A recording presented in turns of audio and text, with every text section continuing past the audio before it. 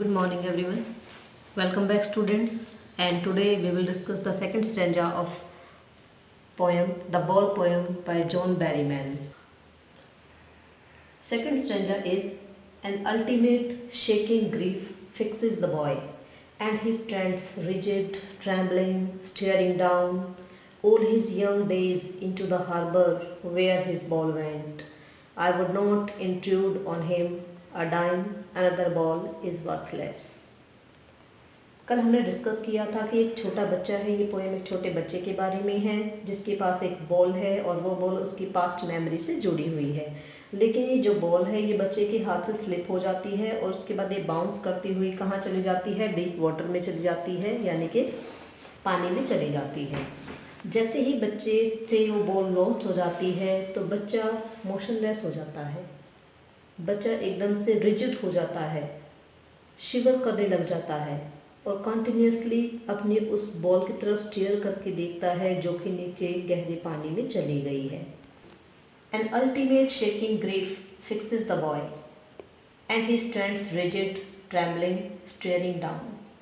एक अंतिम हिला देने वाला गहरा दुख बच्चे को फास्टन कर लेता है, फिक्स कर देता है, जकड़ लेता है जैसे ही बॉल उसके हाथ से लॉस्ट हो जाती है। एंड he stands rigid, इस अल्टीमेट सोरों में भरकर जो बच्चा है वो स्टिफ हो जाता है, कठोर बन जाता है, रिजिड हो जाता है, एक जगह पर खड़ा रह जाता है, ट्रेमलिंग करने लग जाता है, शिवरिंग करने लग जाता है, कांपने लग जाता है, स्टीयरिंग डाउन, टकटकी लगाकर देखता है नीचे की तरफ, all his young days into the harbour, नीचे की तरफ, हार्बर की तरफ देखता है, बंदरगाह की तरफ देखता है जहाँ पर उसकी बॉल चली गई है। इस बॉल के साथ साथ उसकी जो पास्ट मेमोरीज हैं जो कि उसकी चाइल्डहुड से जुड़ी हुई हैं वो भी इस बॉल के साथ गहरे पानी में चली गई हैं। और अभी बच्चा क्या फील कर रहा है कि शायद वो अपनी पास्ट मेमोरीज को कभी भी रिकलेक्ट नहीं कर पाएगा, जैसे कि वो बॉल को कभी रिकलेक्ट नहीं कर पाएगा। हिज बॉल वेंट, उस गहरे पानी में जहाँ पर उसकी बॉल चली गई है और उस बॉल के साथ उसकी पास्ट मेमोरीज भी चली गई हैं। I would not intrude on him, लेकिन मैं उस बच्चे के विचारों में इंट्रूड नहीं करूँगा, इंटरवेन नहीं करूँगा, बाधा नहीं डालूँगा। इट मीन्स जो सिचुएशन यहाँ पर बच्चे की है उस सिचुएशन को देखकर ऐसा लगता है जैसे कि बच्चा इस दुख से कभी उबर पाएगा या फिर नहीं उबर पाएगा। तो यहाँ पर जॉन बेरीमैन कहते हैं कि अब मैं उस बच्चे के काम में या उसकी थिंकिंग में बिल्कुल भी बाधा नहीं डालूंगा, इंट्रूड नहीं करूँगा, इंटरवेन नहीं करूँगा, रुकावट नहीं पैदा करूँगा। A dime another ball is worthless, क्योंकि जो पोइट है जॉन बेरीमैन है वो कहते हैं कि अगर मैं बच्चे को एक डाइम 10 सेंट का एक कॉइन जो कि यूएस का कॉइन है, अगर ये बच्चे को ऑफर करूँगा तो बच्चा इसको लेने से डिनाई कर देगा। अनदर बॉल, अगर मैं बच्चे को एक अनदर बॉल ऑफर करूँगा तो भी बच्चा उसको डिनाई कर देगा, क्योंकि बच्चे को अपनी उसी बॉल से बहुत ज़्यादा अफेक्शन है, लगाव है जो कि उसकी पास्ट मेमोरी से जुड़ी हुई है। तो इसके कंपैरिजन में बच्चे को हर चीज़ कैसी लग रही है? वर्थलेस लग रही है, बेकार लग रही है, जिसकी कोई भी वैल्यू नहीं है, क्योंकि बच्चे का अटैचमेंट सिर्फ उस बॉल के साथ है जिस बॉल को वो हमेशा से अपने पास रखता आ रहा था, और इसी वजह से उसके लिए डाइम, अनदर बॉल, ये सब चीज़ें क्या है? वर्थलेस है, क्योंकि बच्चा सिर्फ उसी बॉल को चाहता है जिसके साथ उसकी पास्ट मेमोरीज जुड़ी हुई है। Okay, this is the third stanza of poem The Ball poem by John Berryman. In this stanza, now he senses first responsibility in a world of possession.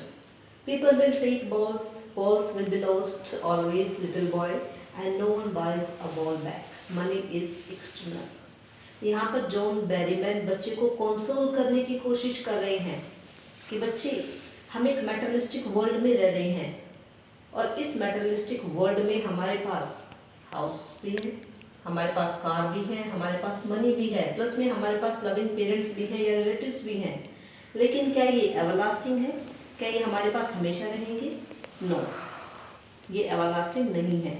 कभी ना कभी हमारा घर भी डैमेज हो जाता है, कई बार हमारी गाड़ी भी डैमेज हो जाती है, कई बार जो मनी हमारे पास होती है जिसको हम पोजेस करते हैं वो भी हमसे दूर हो जाती है, वैनिश हो जाती है, क्योंकि money it always been to be spent. And हमारे जो लविंग पेरेंट्स हैं, एक ना एक दिन ऐसा आता है जब हमारे लविंग पेरेंट्स भी हमसे बहुत दूर चले जाते हैं और फिर वापस हमसे कभी भी नहीं मिलते हैं। तो यहाँ पर जो बच्चा है वो अपने रिस्पॉन्सिबिलिटी को महसूस करता है इस पोजेशन वाले वर्ल्ड में, यानी कि भौतिकवादी जो ये संसार है, इसमें बच्चा अपनी पहले रिस्पॉन्सिबिलिटी को महसूस करता है। अब बच्चे के लिए फर्स्ट एक्सपीरियंस है कि उसने अपनी बॉल को लॉस्ट किया है। इससे पहले उसने कोई भी बॉल लॉस्ट नहीं की थी या उसको कोई भी ऐसा एक्सपीरियंस नहीं हुआ था। और ये हमें कैसे पता चलेगा? Because it is given in the line that he senses first responsibility, कि बच्चा अपनी पहली जिम्मेदारी को महसूस करता है इस भौतिकवादी संसार में। अब वो जिम्मेदारी किस चीज़ की है, वो रिस्पॉन्सिबिलिटी किसकी है? चीज़ों को लॉस करके जो फीलिंग्स आती हैं उनको बच्चा फर्स्ट टाइम महसूस कर रहा है। अभी जो जॉन बेरीमैन है वो बच्चे को समझा रहे हैं, पीपल विल टेक बॉल्स। जितने भी इस मेटलिस्टिक वर्ल्ड में पर्सन रह रहे हैं वो क्या करते हैं? वो बॉल्स परचेज करते हैं। बॉल्स का मतलब यहाँ पर मेटलिस्टिक थिंग्स है जो कि हम अपनी लाइफ को स्मूथली चलाने के लिए यूज करते हैं। Balls will be lost. लेकिन जितना भी एसेंशियल कमोडिटीज होती हैं या जितना भी एसेंशियल जरूरी सामान होता है या जो भी थिंग्स होती हैं जो कि हम लाइफ को स्मूथ बनाने के लिए परचेज करते हैं या हम पोजेस करते हैं, वो हमेशा क्या होती हैं? लॉस्ट हो जाती हैं या कभी ना कभी वैनिश हो जाती हैं। लिटिल बॉय, छोटे लड़के, इट मीन्स बच्चे को समझना चाहिए कि इस भौतिकवादी संसार में जितनी भी चीजें हैं, चाहे वो कितनी भी लविंग क्यों ना हो, एक ना एक दिन वो हमसे दूर चली ही जाती हैं। And no one buys a ball back.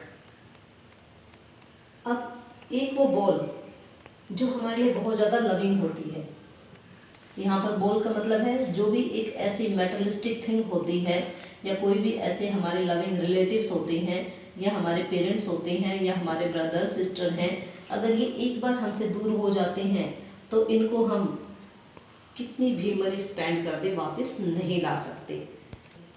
तो हम कभी भी हमारे लविंग थिंग्स को, जिनसे हमें बहुत ज़्यादा अफेक्शन होता है, उनको किसी भी कीमत पर वापस नहीं ला सकते हैं।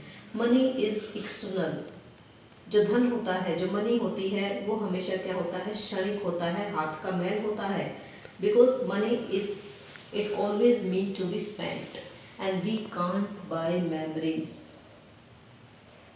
और हम मनी से यानी कि धन से कभी भी हमारी मेमोरीज को वापस नहीं ला सकते हैं, यानी कि जो हमारी लविंग थिंग्स है उनको हम पैसे खर्च करके भी कभी वापस नहीं ला सकते हैं। सो आई होप कि आपकी समझ में आ गया होगा स्टूडेंट्स। फिर भी अगर आपको कोई डाउट्स हैं then you can call me and you can message me on WhatsApp. Thank you.